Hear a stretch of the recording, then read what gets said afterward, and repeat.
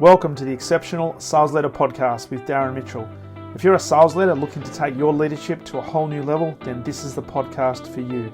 We'll be exploring tips, techniques, and strategies to help you take your leadership to the exceptional level and allow you to enjoy more money, more meaning, and better sales results.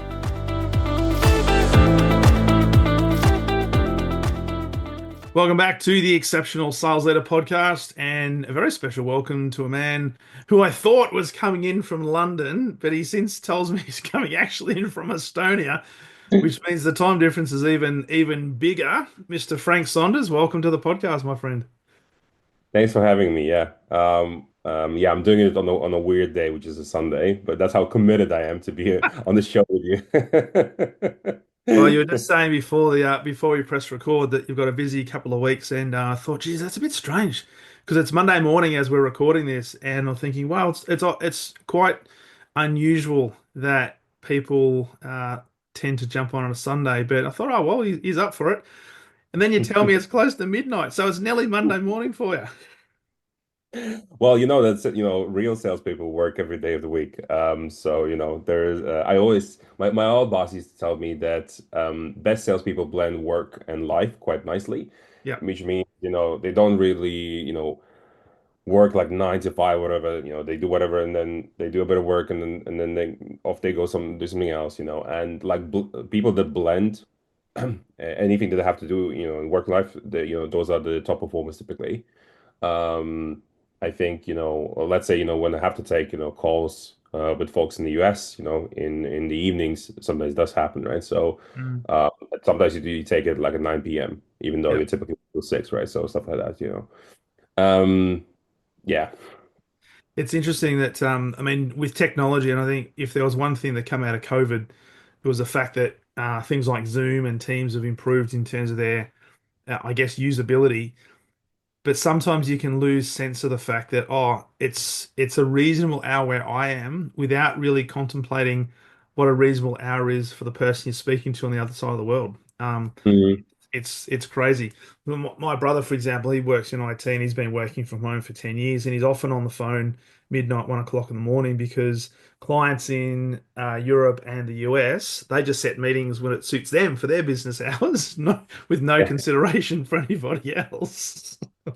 Yeah, makes sense. No, I mean, back in my old days, as a head of sales of a sales team of 50, or right now, we do try and shift our working hours towards where our CP is, right? So ideal customer profile. Yeah, So this business that I'm running right now, our go-to-market team works from about 12 to 9 right now, just to give you an idea. That's UK time. So it's not the typical 9 to 6, and yeah, that's to accommodate our main customer base, which is in the US. yeah, Right? So to make sure yeah. we have a good overlap also with the West Coast as well. Absolutely. So as a professional salesperson, you're never off. You're always blending life and work, but you Yeah. also have to have flexibility, don't you? So it's not working with the typical 9 to 5, which for many people that doesn't exist anymore anyway, because you tend to work a lot longer hours. But yeah, sometimes I know for me, being out of corporate for 10 years, I still have this fixation. If I'm doing something that is not work related at like 9:30 in the morning, I kind of feel Mm. guilty. I think I should be doing something. To be honest, I'm not even awake till like lunchtime.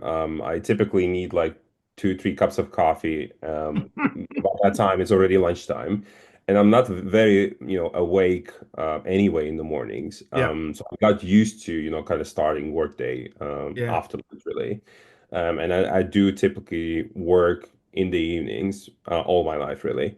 yeah, Um, and in the mornings, the only thing I can do in the mornings, I think, is just look at spreadsheets or look yeah, at, what's in the CRM, and yeah. do notes, whatever. But like taking a call with a prospect with the prospect is really tough, in the mornings. So you're operating on half a tank rather than a full tank, which comes in the afternoon and evening. Love it. Yeah. So Frank, you're the CEO and co-founder of an AI-based organization, Salesforge, Yeah. and love to talk to you about that, and certainly what you're seeing in the marketplace globally in terms of this infiltration of AI and what's going to happen as it evolves and continues to Mm. evolve, particularly how it affects sales teams and sales organizations. But like I do for all my guests, I love to delve into a little bit of the background in terms of I know you've been an individual contributor, you've run a sales team, you've been in leadership, now you're a CEO and co-founder of an organization and doing great stuff. Just tell us a little bit about your background and specifically, were there a number of things that led you to do what you do today, or was it more of an evolution? Yeah, so I've been in tech for over a decade. Started really my career at Google, actually, out of the Dublin office, and worked there for over 2 years. And I really hated the weather, and so I moved to London. And yeah, worked for a company called Similarweb, which is a SaaS company. It's quite a big one. But it always was kind of downsizing, really. So Similarweb was about 500 employees. That was approached by a machine learning company out of New York called Black Crow. They had about 100 employees. Then the next company that I joined was called Watergraph, and this is where I led the sales team of about 50. Um, and I was always like a downsizing and going small, in terms of headcount, kind of smaller and smaller and Yeah. smaller. I think, trying to make bigger and bigger impact, right? So the less people in our organization, typically, the more impact you make. And then ended up really starting my own company called Salesforge. But really, I was always a contributor, leading, particular territories, whether that's Europe or some other territories. But the reason why I started a company called Salesforge, which is in the sales engagement space, is because when I was leading a sales team of 50, I understood that every year in January when you sit down with your CFO and when you look at your kind of plan for the year and what's your pipeline target, what's your revenue target, in a sales-led organization, the main lever for attainment was actually just hiring a bunch more reps. Mm. Because you just put a particular conversion rate in the Excel, and then you understand how many heads do you need to hit hit the target, right? You're like, all right, I need like 20 SDRs or something. Yeah. It's like crazy number. It was always a crazy number. And back then it was also growth at all costs, so you had to hit the target. You had to aggressively hire people, etc. And I thought that that's really wrong to look at. We live in a capitalist society, right? So why would you want to hire all these people? Hiring is very difficult. Hiring good people is very difficult in sales. Yeah. And then you're going to be firing a lot of people along the way. So I hired in my life, over hundreds of salespeople, and then also fired over hundreds of salespeople. So we went through a lot. It's a bit like SaaS, you acquire and then there's churn, acquire again. And then I thought, why wouldn't you, figure out a way of how you run a sales org, but with the least headcount possible? Yeah. It wasn't possible with all the tooling that was back then in the market like a couple of years ago. And yeah, out of the it's called frustration, I started to build my own company, really focused on helping companies to attain this sales pipeline targets, but with the least headcount possible, and doing so with what we call highest probability. Hmm. And to do that, you need to use a lot of big data behind the scenes. So yeah, we started a company about 20 months ago or so still relatively new, but we're Yeah. already a multi-million dollar business with about 35 employees scattered around the world, so doing pretty well. And yeah, the journey has been quite wild, and and we just keep on sort of scaling, this year. So this year we're looking to 3x the revenue target, which is very typical in SaaS. And as the co-founder, are you the one sitting down with yourself and saying we need to triple and quadruple?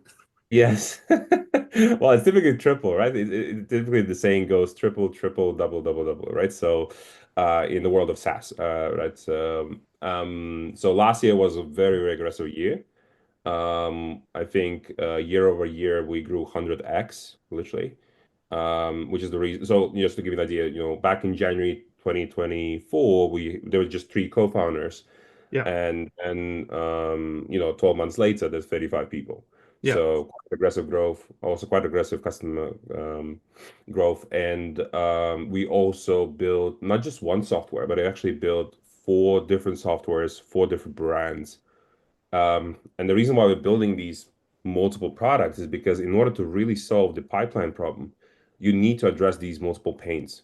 that you have when it comes to building pipeline. So Mm. instead of having just one single software, what's called, typically a point solution where you just focus on this pane and solving that really well, we want to focus on multiple panes to really, go after the vision that we have and become what we call the number one sales pipeline building sort of software ecosystem on the planet. Yeah, which is a phenomenal objective.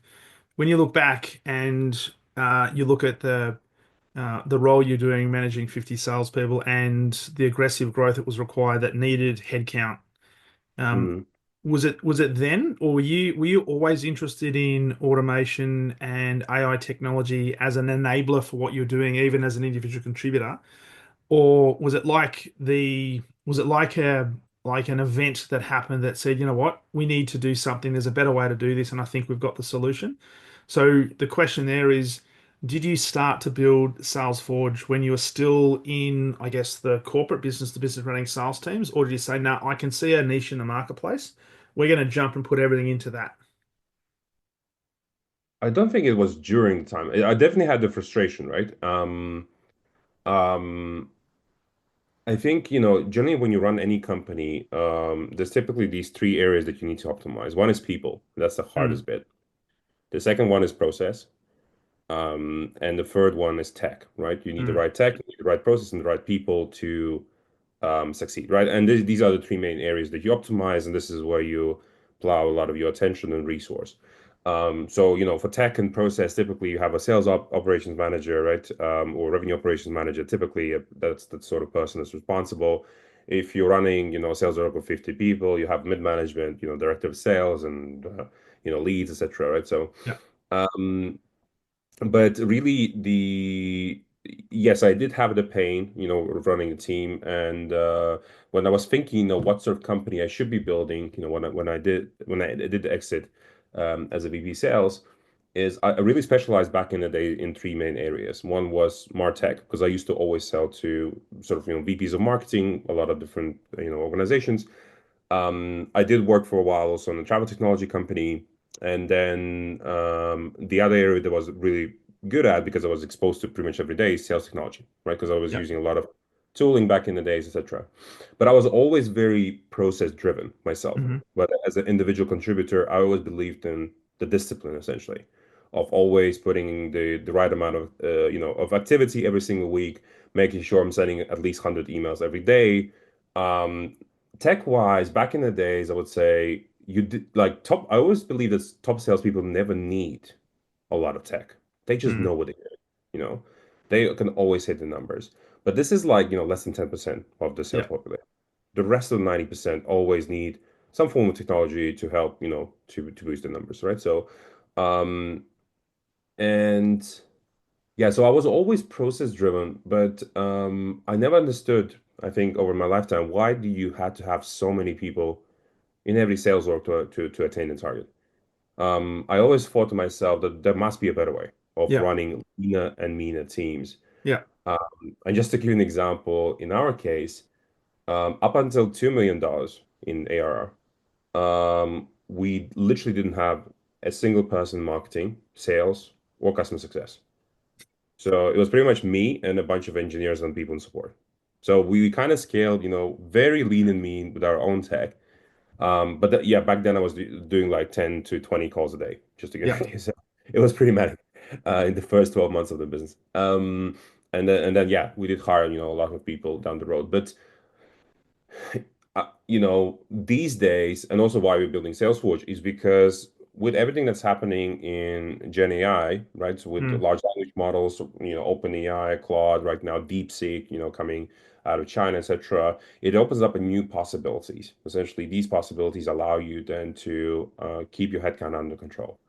But apart from, using these large language models, um, a lot of companies become more process driven to also via tooling, let's say like N8N or make.com, essentially where you can build out essentially various sort of automations, etc., that allows you again to make sure you're not actually hiring that many people. mm, Um, Not that was not something possible sort of 2 years ago.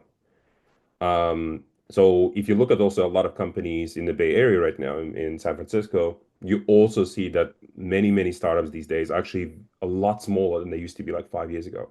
Yeah. It doesn't actually require you to have that many people anymore for you to scale, also in the Mm, early days and mm, then later on. So we're talking here about then again automation toolings, large language models, and today naturally what's trending is AI agents. Um, and a lot of people are say, AI agents will never work out. But that's because a lot of people think that it's either humans or AI agents when it comes yeah. to, let's say, acquiring new pipeline. But my take is that you can actually generate a ton more pipeline if actually humans work with the agents in the same environment, right? Trying Yeah. to achieve the same goal. And one example would be, okay, so humans are a lot more expensive, but can do anything, right? Can do social selling, cold calling. So the reason why I'm mentioning cold calling is because you can't actually legally use AI agents to cold call people. It's Yeah. illegal in the US, for example. So there's will be always, place for humans because something is either illegal or whatever. But when it comes to humans, because they're a lot more costly, you typically want to apply, let's say, SDRs or account execs towards key accounts, right? So where naturally you typically have higher ACVs, so annual Mm, contract values, right? So that you can go after. But many companies also have a chunk of TAM where it doesn't make sense for any salesperson to go after. It's just too mm, expensive, right? The unit economics doesn't make sense. yeah. And that's an example of where you could apply AI agents working in tandem with your current sales team, essentially maximizing pipeline coverage. And by Yeah. doing so, you are essentially generating more output. And because typically an AI agent is 10 times cheaper than labor, um, you are improving the overall CAC essentially versus the net new dollars that you're acquiring as well. So there's always a place for automations, LLMs, AI agents, and I think um, essentially a sales rep that uses AI agents or any of these automations and is slightly more technical as we progress into the future Yeah. will be the one that will always have a job. Yeah. And reps that don't upskill themselves, on automation front, how to use, some of the automation tooling, etc. Those will be the ones that will be struggling in the space. Mm, So, yeah, and that's what I'm seeing right now. And that's, we also have quite a small sales team right now at Salesforge, so 3 people only. yeah. Um, and yeah, we typically look at, folks that are slightly more technical. It's interesting. There's a number of people I've spoken to over the last 12 months who are big into AI, and there's different, I guess, different functions of AI. Some are using it for just customer information to make it a little bit more easier to have a better conversation, a higher quality conversation, a more targeted conversation. And then others are a bit concerned about, is AI going to replace our SDRs? But the vast majority is similar to what you've just said, have said what AI will do and continue to do is augment what people do anyway. So it'll make it easier for us to be able to get more information in a quicker amount of time to hopefully add more value to your ideal customer profile that hopefully increases the level of credibility of your offering and places you in front of your competition. So, Frank, I'm really curious around, I guess, your sales approach, and I want to delve into like the AI agent because there might be people thinking, "What's an AI agent? Is it like a, what's back in the day there was Max Headroom or something? There was a guy back in the MTV days. He was a Yeah, computerized Max. I I don't do know. remember I've forgotten what it is. that. Anyway. Um, you've gone from startup to now doing, I mean, you said last year there was a huge amount of growth and you're going to 3x this year as well. When you look at your unique value proposition, because I'm always talking to sales teams about you've got to understand what your unique value proposition is to the marketplace that differentiates you against the competition, but is very relevant to the market you're going after. So why should they even think about you? Now, I know that AI is everywhere, and a lot of people are probably Mhm. educated on AI, but for you specifically in terms of Salesforge, what was I guess, the thinking or the process you went through that started to educate the market in terms of why your approach? How did you like? What was your sales process to get acknowledgement in the marketplace? Because you basically said for the first 2 mil was you plus a couple of engineers. Yeah. So I think so, when you build any business in the early days, so you definitely want to do what's called user interviews.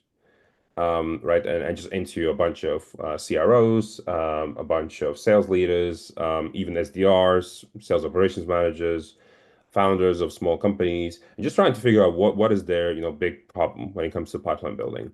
And we decided in the very early days just to focus on one channel before we unlock other channels. So right now Yeah. we're just focused on email. Very soon we're going to unlock LinkedIn, so you can engage with people by LinkedIn.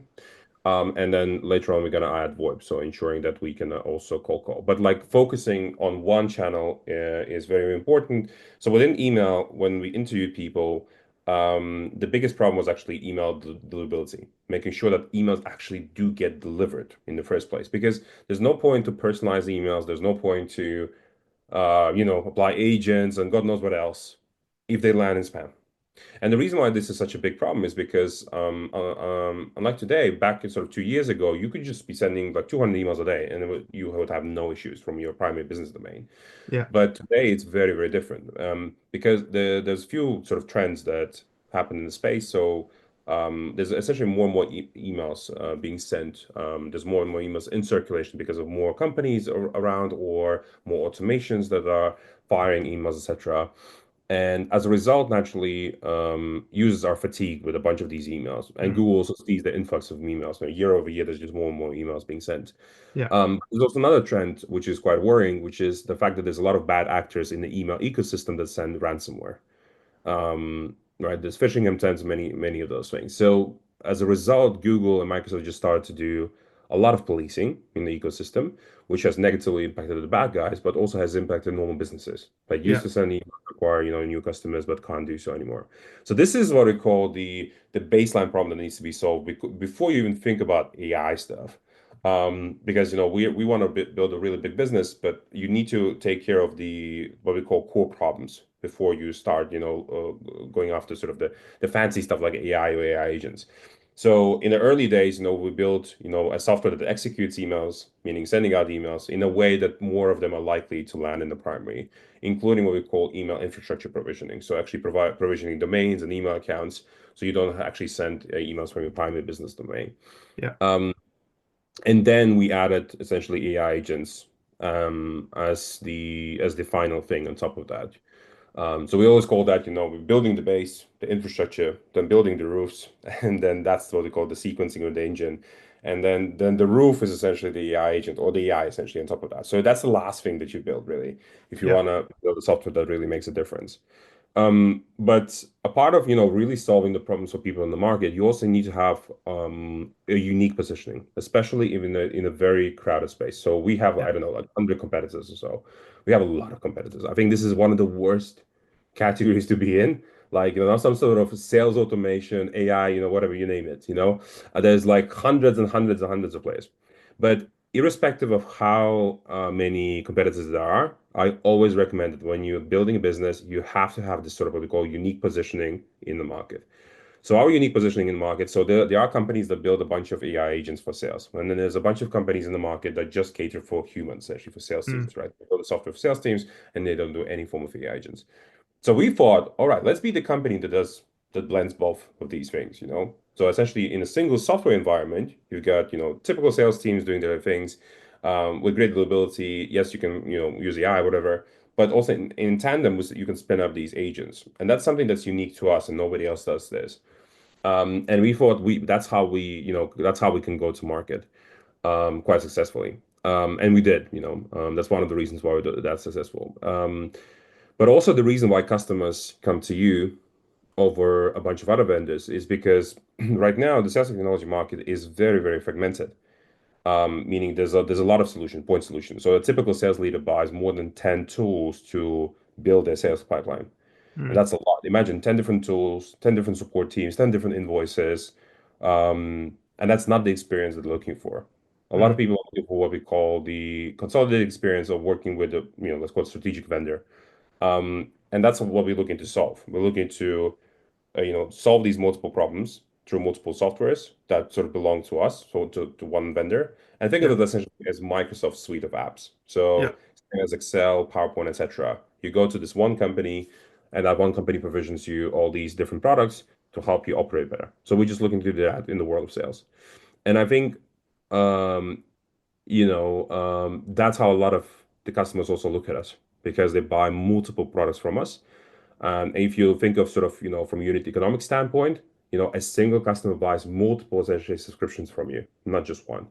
And that's one of the key reasons of how you can build a big business. And typically, if you're pitching to a lot of VCs out there, even in your early days, one of the key things that they're looking at is how quickly you can go multi-product.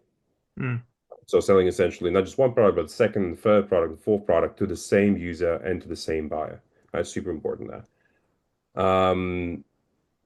Yeah, and that's I think what has led us to the success because I remember back in my old days also as a VP sales, I also had a lot of these tools, and for each of them, I had to pay per seat pricing for for all my sales team, and it was very expensive. Yeah.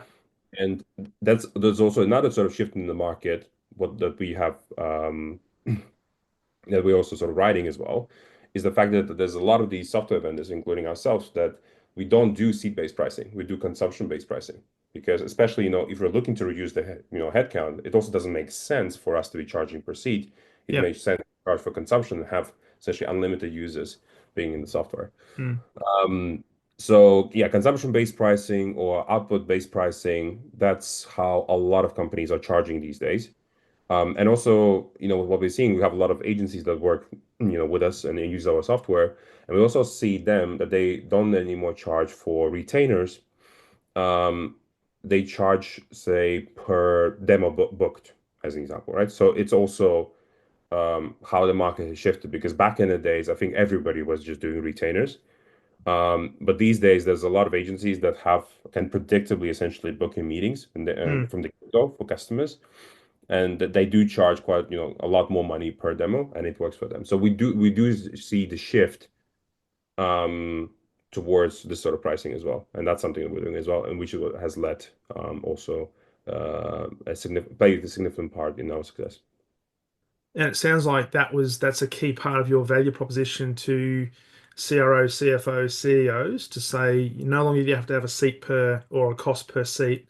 It's a consumption-based model. But then when you think about I guess, the business case, you actually have to include the amount of money it would normally take to invest in a onboarding, recruitment, and if that recruitment doesn't work out, it's potentially, and some of the figures, certainly in Australian dollars, is like 120 to 150,000 for a bad hire.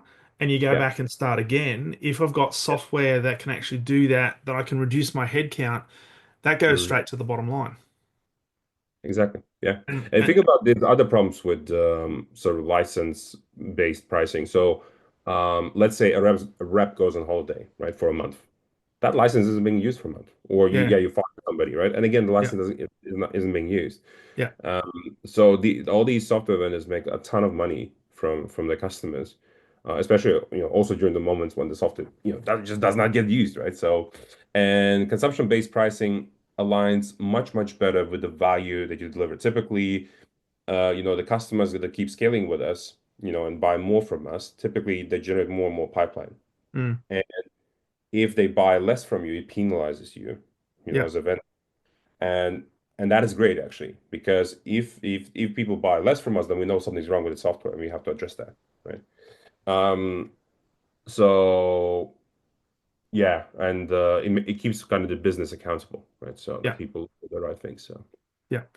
Nice. So there'll be people listening to this and they're hearing the word AI agent. And we've talked about yeah. blending salespeople, physical humans with this AI agent. You mentioned that your focus is on email, which is cool. I'd like to explore that in a second. But can you just define for people who might be a little bit unsure, is an Mhm. AI agent just like, is it like a secret agent? Is it like a secret cyborg? A cyborg agent? Do they have to have a seat next to the salesperson? Well, so typically all of these agents have some sort of name. So our agent is called Agent Frank. So actually named Agent after Did they get named after somebody that you know? So we thought to ourselves that we always gonna name our agents. So we're looking to ship more agents, but we always gonna name our agents after great salespeople. So the first one kind of has to be, after me. But yeah, there will be a bunch more. So it could be Agent Darren, for example. You never know, right? That's the next number two. I'm still debating what should be the name. But what does an agent actually do? So because yeah, there's like probably thousands already agents out there, probably even in sales. But our agent is a full end-to-end agent that literally books demos for you or meetings for you. So the first thing that it does, so what you need to outline as a business owner or as a sales leader, whatever you are, what is your ICP? So what's your ideal customer profile? So we have a good understanding of who is it that you're targeting. Then against that ICP, there's two options. Either you use your own list of leads that you want the agent to process. So you typically hook up your CRM, a HubSpot, or Salesforce, or you upload your list. Or Yep. option two, which is where the agent can source data across multiple databases in the world based on the ICP. So we typically try and predict where are the best leads that we can source against the ICP that is inserted in the software. Then the agent would actually what's called compute a unique email. Compute meaning it will write the email uniquely and addressing that particular recipient, so that potential buyer, crafting a highly personalized and relevant email to them. So the way that we do that is we look at what do you sell as a business. So you can Okay. outline essentially one value prop or multiple value props within the app. So you typically outline what is the pain that you solve for the customer, what's the solution that's an offer, what's the cost of an action, who's that you're targeting, etc. So there's a lot of information, and you can do that in multiple languages as well. And then we combine this information, what we call the seller data, together with potential buyer data. So what do we know about each and every potential buyer based on publicly available information? For example, the website. So we Yep. go and check out the whole website, the pricing blog, and whatever, whatever else they have on the site. We also go on LinkedIn. We literally take all the information about that recipient in real time. So we check out, okay, what's in the headline, what's the location, what's in the about section, what's the current site. So maybe that's there's some job, just some description in there as well. What do they do? So we take that information and we would sort of match these two data sets and we would compute on top of that. So that means that's what allows us to then to craft a unique email to every single recipient. And typically there's two benefits from that. One, your deliverability will be better, meaning your emails are more likely to land in the primary. Because if you do send templates to your prospects at scale, that actually harms your deliverability massively. Mm. So Google penalizes essentially what's called static content. I'm not going to go too much into that, but like it's very, very important that you figure out a way of essentially not sending the same message to a lot of people. Very important. Typically, the answer is AI there. So then we deliver these emails, and we don't deliver just one email. We deliver typically multiple, typically three emails in the form of a sequence. And then if the prospect replies back, the agent also replies back literally within a few minutes. Okay. And if anybody who's listening is familiar with why it's so important to reply quickly, I mean, there's some stats essentially on the web that typically shows that if you reply after 2 hours, then the probability of booking that meeting reduces significantly. So you Yep. have to reply quickly when the prospect replies back to you. So Mm. our agent typically replies within 5-10 minutes back Yep. to the prospect. So it looks, very natural. And it's optimized typically towards one of the two goals. First one, which is typically what's being used, is actually booking a meeting. So either you hook up your calendar link or you hook up your HubSpot calendar link or some other one. You can also ask the agent to always ask for a calendar link from the prospect. We would typically see a lot, significantly better conversion rate if you ask for a cal link from the prospect. Yep. And the second option is sometimes you don't necessarily want to book a meeting with a prospect, but you can optimize it towards a click out event. So it's actually clicking out onto the website. So let's say um, you typically don't do any meetings, but you do have a website where you have, let's say, a trial, right, that the user can start. And you can tell the agent to optimize the conversation so the user actually clicks out to the website. And that's it. This is, literally end-to-end, fully autonomous capability that we do for, thousands of businesses out there today. And Wow. it works. So I'm currently running this on a very low volume myself. So essentially, Agent Frank sells Agent Frank. And, and I'm booking about 2 demos on a low volume on autopilot. And typical stats right now for Agent Frank is just for email only, is about 2.5% reply rate, which is pretty Yeah. decent. It does not include out of offices. And then out of those, 21% is positive reply rate. So typically the benchmark in the industry is 20% positive reply rate. So that means 1 in 5 replies that comes back from your prospects, 1 in 5 has to be positive Yeah. for it to make sense, right? So it's 21% right now. So it does work. And Agent Frank literally runs in, you know, in tandem with my sales team because my sales team also, messages people on LinkedIn, does cold calling, also sends a bunch of emails. But then Agent Frank also runs in tandem and books meetings. So Yeah. that's also an example that, you can do both, right? It's not like Mm. either or. And there's like huge debate on LinkedIn these days that, oh, I'm team, human, or I'm team, AI SDR, whatever, but really, the smartest people understand that, why wouldn't you use just both, There's no Yeah. reason not to, right? So that is really the how I see personally the world transforming in the next few years, literally in every single space, whether that's sales, accounting, or some other space, you will see humans working together with agentic capabilities in one environment. Just Yeah. because otherwise, if you're not going to do that, competition will. And yeah, and you will see that being a huge pressure on a lot of organizations, and you already see a lot of companies introducing that, whether that's IBM, Klarna, a bunch of companies around the world. But for now, they're focusing on this what we call the easiest case, which is the customer success. Sorry, not Yeah. customer success, customer support. So you can significantly reduce customer support agents within companies by using agents that work really well. And the thing I loved the way you were describing that was you mentioned before that the emails are all customized. It's not like you're sending out a blanketed, templated email, which is just spam and it goes through. Everyone's just going to, the alarm bells will go up. So the amount of information you're able to gather using the AI technology is only going to enhance your ability to be credible to the marketplace, which Mhm. should then have a flow-on effect to increase people's interest. To at least you've done the homework before you've actually sent an email to them. So it's not like you're just randomly throwing out mud and hoping it's going to stick up against the wall. You're actually thinking and doing the research and saying, I'm going to target this particular organization with a specific message based on what I know about them, based on all the publicly available information.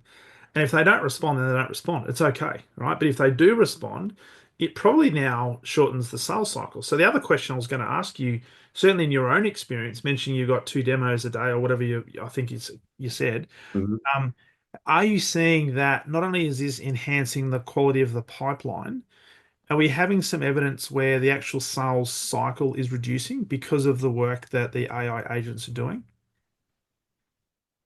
It's very hard to answer that. However, we are arguably in a unique position because Agent Frank has sold essentially Agent Frank over an email, and then Agent Frank is actually booked in a meeting. Then when you do have that call with the prospect, which is where I show up, right? And they do ask me, "Are you real?" I get that a lot. Are you the real Frank or are you the Agent Frank? It's like, no, no, I'm the real Frank. But but I do tell them that they were booked in by Agent Frank. And yes, that does shorten the sales cycle because wow, I was booked in by an agent, and they did not realize that. Yeah, That yes, there is that wow effect, and yes, you are more likely to close the deal. But that's because of our product, right? So yeah, because we're dog fooding, right? We're using our own product, we're showing how it works, and if people are,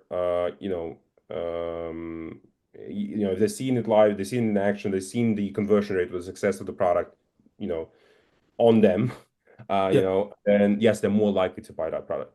There are other ways to sort of mimic this sort of thing, with other products and services, but yeah, it's a tough one.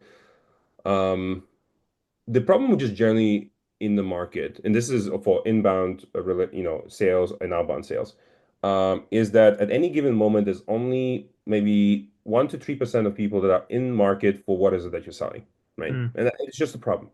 And this is why you have huge problems in optimizing, say, Google Ads spend, right, or anything else that you're doing essentially, and including outbound, right? So here's your ICP, right? You're targeting your ICP, and it looks like an ideal, ideal customer in the US, whatever, Australia, whatever it is that you're targeting. But they're just not in market for what is it that you're selling, right? Yeah. Because they may be using already another vendor and they're locked in for, a contract for a year or two. Yeah.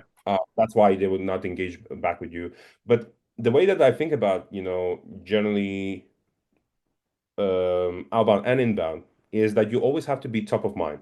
You Mm, always have to be you always have to be sort of advertising because even if we call emails or AI agent emails as cold emails, for example, and a lot of customers out there actually look at that as advertising actually. mm, So reaching out to a prospect once a quarter is a thing you should be doing because you yeah. just don't know when are they in market for what is it that you're selling. That's it. So, and it typically means a couple of emails. I would Yeah. say just send a couple of emails in the quarter, like really good ones. If there's no response, reach out again after a quarter. Yeah. And by doing so, sort of meaning reaching out 3, 4 times a year, you're gonna be building more pipeline than just reaching out once. A lot of people just reach out once and they just said, that's it. This list didn't work. But people really, really forget about the timing issue in sales. Like you can't just it's not something you control, right? On your end as No. a seller. And that's the challenge with any sales organizations, whether you're a big organization or whether you're Frank Frank running the Frank AI, you don't know which customers are in that buying cycle at that particular moment, right? And what we do know, and that statistic is quite valid, 3% are in the buying cycle right now. But the other statistic that I'm always using with sales teams is 80% of sales are made between the fifth and 12th plus contact, right? So you've got to be relevant. And if they're not in the buying window now, then what sort of education, what sort of contact can you continue to make?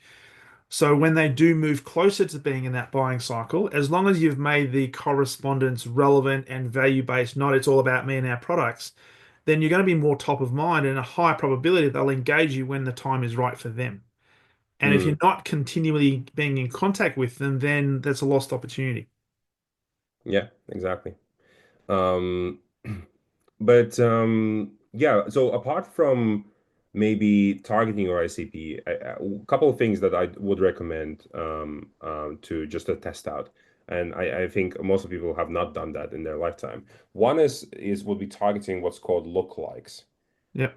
Let's say you already have 10 customers, you're a tiny business, you have 10 customers, and you definitely want to get more customers, and you could be targeting just random businesses out there. But there are technologies out there which can essentially figure out what are the lookalike businesses to your current what's called seed file of businesses. And these are typically either your current customer base Hmm. or what's called your golden ICPs. These are really great customers. You already reached out to them, but none of them are responding. You're not closing them, right? And you wish you could just find more, essentially similar companies similar companies to that list, right? So that's what's called lookalikes, and that's being used in advertising today. But that's something that you can also use today Mm. also on outbound. And there is tech out there. Just search for lookalikes or lookalike generation, and essentially just plug in your list, and they will give you a bunch of lookalike companies. That's one way to actually generate really good lists Mm. and a good targeting. But the other one that I would recommend, and it's been trending, I think, in the last sort of 3 to 6 months, is there's also a way to target followers, say, of your competitors on LinkedIn, as an example. So you can literally reach out to all the followers of your either competitors or sort of adjacent companies, right, that are in the space selling something else. Yep. And that audience also converts amazingly well right now today. So the reason why I'm sort of mentioning this is because there's actually multiple sort of pieces of the puzzle that you really need to work on to be successful, whether that's email or other channels. But let's say if we just take email as an example, there's typically what we call four pillars of success. So one is what's called email infrastructure. So provisioning essentially domains and email accounts so that to improve deliverability is just a thing today. I'm not going to go too much into that. The second one is what's called using a software that helps you with deliverability. So there's a lot of software in the market, and they say they do send emails, but they don't have any features to improve deliverability. It's a bit odd, especially with new Google's policy and Microsoft's policy today. Yep. So I would recommend definitely looking at softwares in the market that specialize in deliverability. There's a lot of them that don't, because of the legacy or like older softwares. The third one is what's called targeting. So I mentioned a couple of interesting targeting options that I believe a lot of folks should be trying, right? And the fourth one is the copy. So Yeah, the computations, either by the AI agent or some other form of computation, essentially sending highly relevant and personalized emails is you definitely should be doing that because from a deliverability standpoint, because it said so Google today, for example, penalizes static content, so templated content within the emails. And the way that Google does that, it used its own large language model called Gemini, where when if you know if you're going to send a bunch of emails to your prospects and then they're going to report your emails as spam, so your templates, then there's that correlation analysis that Google does between the between the spam reports and essentially what was the content in that email. yeah, And then if your emails that then start landing in spam, it's not because of your domain or because of your IP address or something. It's actually because of the content, because you kept sending the same email to a lot of people. yeah, And that's why I'm predicting that we are essentially already in a place where essentially templates are dying as a concept. Because if Google and Microsoft are penalizing templates, right, then you're going to start thinking about what is the way to solve, the static content. And today there's only really two ways to do that. So one is AI, so we already covered that, right? So you can just compute, and there's like hundreds of tools to help you craft, unique emails. And then the second way is what's called spin tags. Um, so you can just Google it, spin tax, and if you Google spin tax, essentially what it means is you're essentially randomizing the email content, but you're saying the same thing. So I'll give you an example. So for example, we want to greet a person to say hi. So what you can do is essentially insert hi, hey, hello, yeah, or good day, right? So in Australia. And the system then essentially will randomly pick one of those three, four words and will insert that into the email. So it sort of randomly yeah, turns out so it's what's called rules-based, right? Randomization, and that is, that is one way forward, and many softwares accommodate that today. The ability to spin tax your copy, but yeah, then the second thing is AI. But the AI is a lot more powerful because if every email is unique, then it does look like a human is writing it every single time, mm, right? Spin yeah, tax used to have this sort of what's called pattern in there that Google may recognize. And yeah, these are really the four main pillars. And if somebody's looking to do any form of outreach using AI agents or not, you definitely have to look in these four areas because there's typically problem in one of those or multiple areas. So yeah. yeah. And so, hence, having multiple domains to be able to send emails from those domains that doesn't get, I guess, flagged, but also making sure that it's unique and relevant and specific and not static is one of the keys. Yeah, the problem these days is that every email is at risk of being that you send out, right? Yeah, As what's called an unknown sender. You're sending out and then you're receiving the email. So when the potential buyer receives that email, it says an email from an unknown sender. yeah, So these emails essentially are at risk of being spam reported. You're also at risk of being blacklisted, and you definitely don't want to be doing that from your primary business mm, domain because yeah, if you again if you're being a bit too naughty and you send too many emails and you got a lot of spam reports by your prospects, that will kill the reputation of your primary business domain, and you'll yeah, essentially end up in a place where essentially all your emails start landing in spam. You don't want to be in yeah. that place, No, right? Especially if you have investors or existing customers, right? And so, yeah, unfortunately, uh, because of the way that sort of the policing, policing happens right now, the only way is to decouple essentially sending from your primary business domain to what's called, the secondary domains. And let's say in our case, we would set up a domain like Team Salesforge, yeah, .ai or .com, whatever it yeah, is that you and and how many of them you need to set up really depends on how big your, how high your activity levels are. yeah, So that really depends on that. But that's something that's being as a trend in the industry already now for about 2, 3 years. mm, And yeah, a lot of sort of newer sort of new gen softwares have introduced that, but the legacy softwares have still not done yet. yeah, Um, yeah, but yeah, definitely, email is not just the only way, right, to acquire a healthy amount of pipeline. Naturally, we always say, you should be definitely engaging with Also, people on LinkedIn, if your audience is on LinkedIn, right? Definitely should Yep. be engaging there. You should be Yep. doing social selling. So that typically means, I try and do sort of 3 to 5 posts, for example, per week, making sure, I'm top of mind. And the same as, Yep. sending cold emails, same as thinking about them as advertising, right? So Yep. being top of mind is very, very important. Um, and then good old cold calling. It definitely works.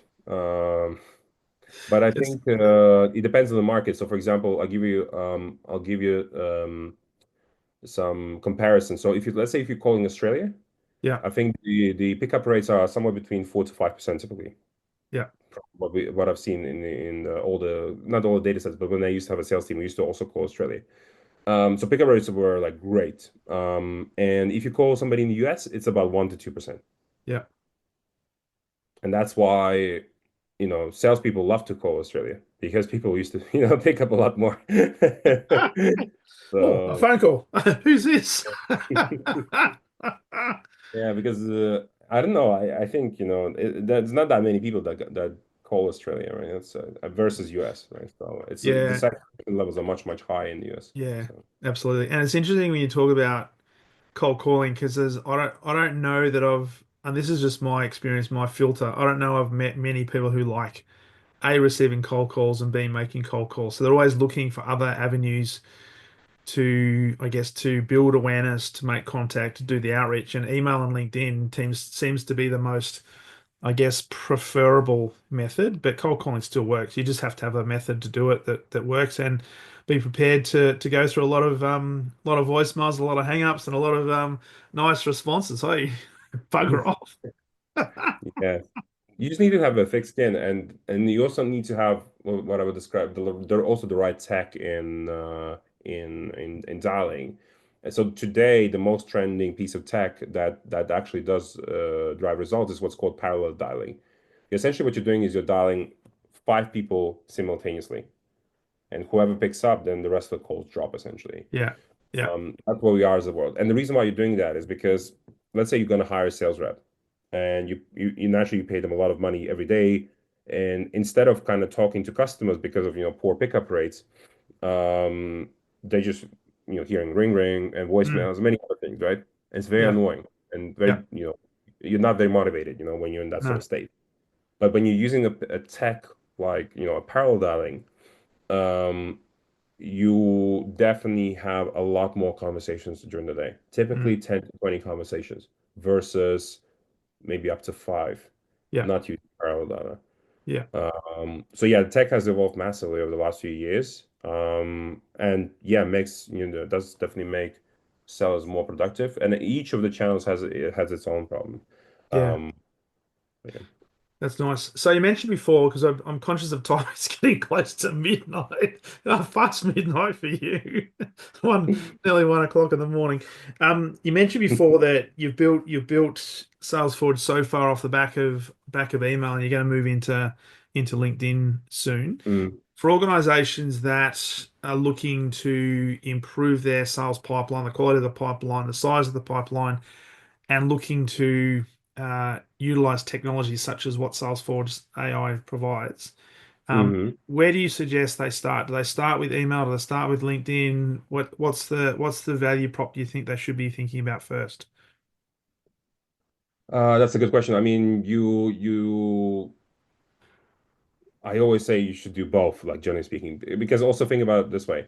So when you do need to generate a sales pipeline, if you're doing multi-channel, meaning you're reaching out to the same prospect across email and LinkedIn, you're Yeah. more likely to have a response back, right? So as I said back then, back then meaning a while back, I said that with email, just you would get a 2.5% reply rate, let's say with Agent Frank. But if we had LinkedIn as an additional channel that Agent Frank say could engage in, with the same prospect, or you yourself as a human, you definitely going to get more responses Yeah. as a result. So in absolute numbers, you're going to get more responses, and hence your reply rates will be significantly higher, because some people get bombed Mm. on email, right? So, and the inbox is just bomb, and they just they have a huge fatigue. And then other people barely get anything on LinkedIn whatsoever. Yeah. So they're more likely to respond on LinkedIn. Yeah. Um, So yeah, so do definitely both. I always recommend both. We do both, for example.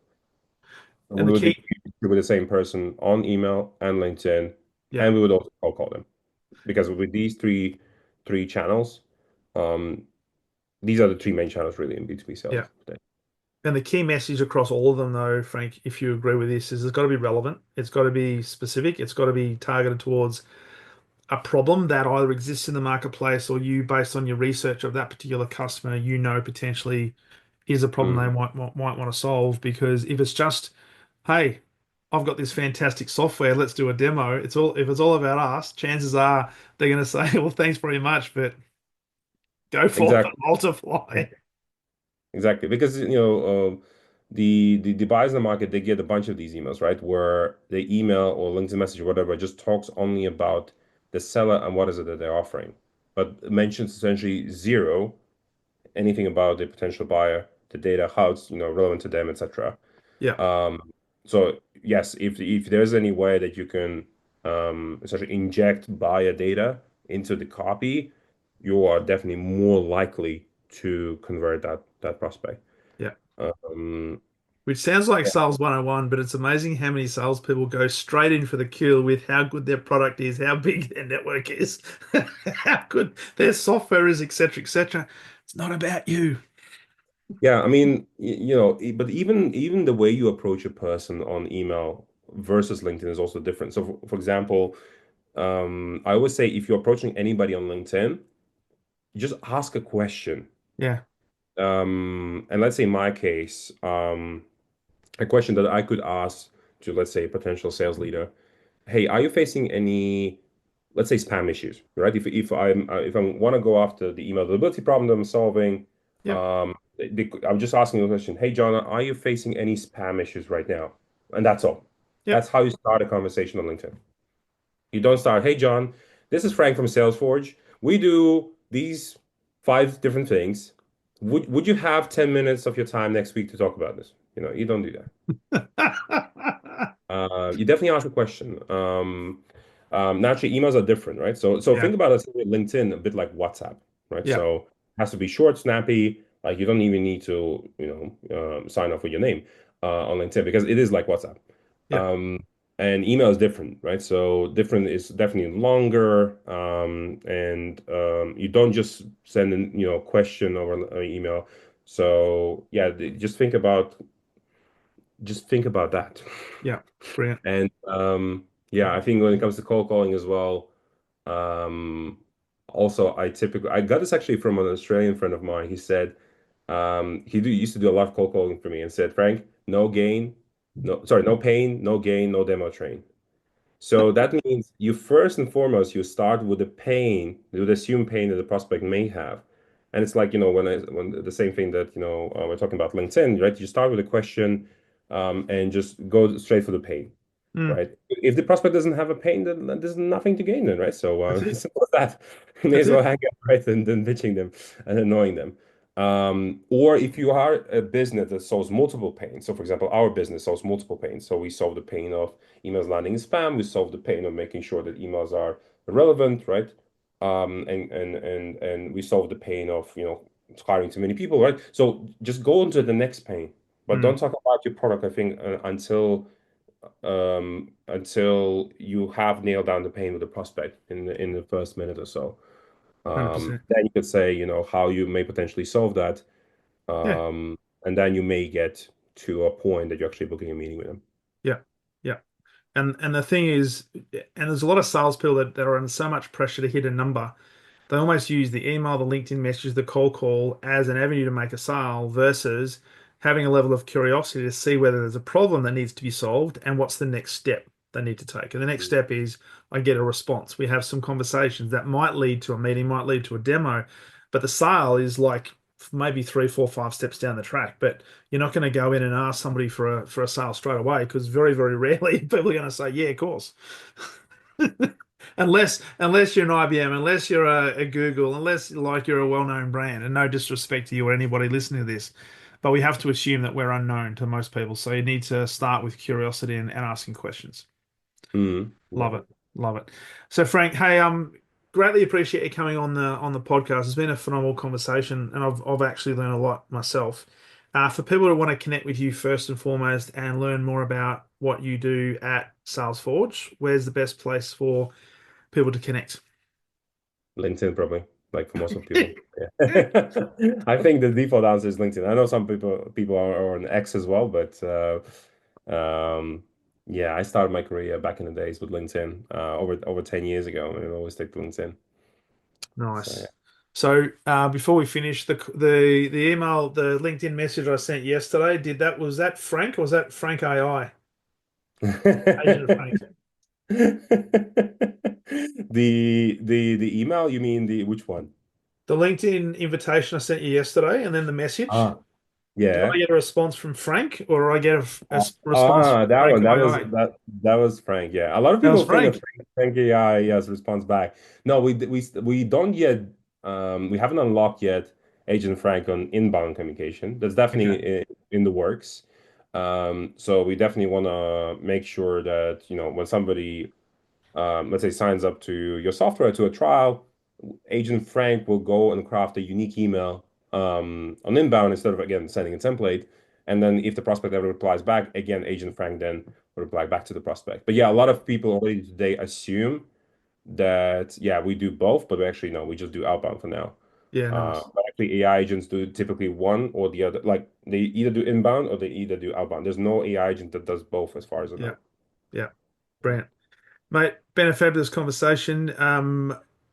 You get some good sleep. You get some good sleep Yeah, In well, Estonia because it's 1 o'clock in the morning now, right?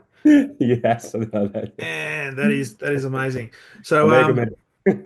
really enjoy this conversation, my friend. So let's stay connected, and I look forward to following your progress. And thanks for being a great guest on the Exceptional Sales Leader podcast. Thanks for having me. Cheers. All the best.